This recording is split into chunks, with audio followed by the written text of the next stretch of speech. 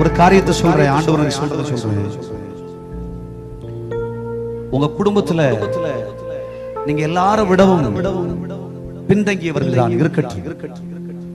ஆனா நீங்க உங்க வாழ்க்கையில இயேசுவை எப்பொழுதும் உங்க இருதயத்துல வச்சுக்கிட்டு, யாருக்கும் தெரியாது உங்களுக்குள்ள இயேசு இருக்கிறார் என்று.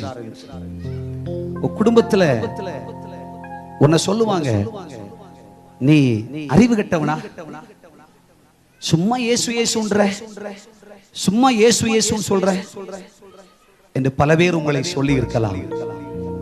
உனக்குள் இருக்கிற இயேசு, உனக்குள் இருக்கிற இயேசு, நீ தலைவராய் கொண்டிருக்கிற இயேசு, மேய்ப்பராய் கொண்டிருக்கிற இயேசு, நீ என்னைக்கும் பின்னாக நிற்க தெய்வம் அனுமதிக்க மாட்டார்.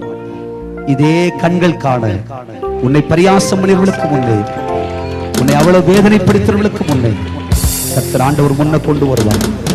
நீ அழகான வீடு, நல்ல காரு, நல்ல வசதி, நல்ல வேலை, நீ நல்லா ஜெபிப்ப, நல்ல தீர்க்க தரிசனம் பேசுவ, நல்ல சொப்பனங்களை பார்ப்ப, ஆவியின் வரங்களால் நிரப்பப்படுவாய், நீ அந்நிய பாஷையில பேசுவ, கிருபையில நிலைப்ப, உலகம் பிரமிக்கும், குடும்பமே பிரமிக்கும்.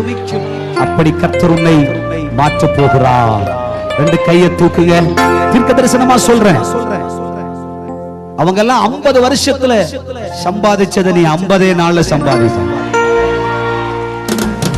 அவங்களுக்கு 25 வருஷமா வந்த ப்ரமோஷன் கர்த்தர் 25 டேஸ்ல கர்த்தர் உனக்கு கொடுக்க போகிறார்.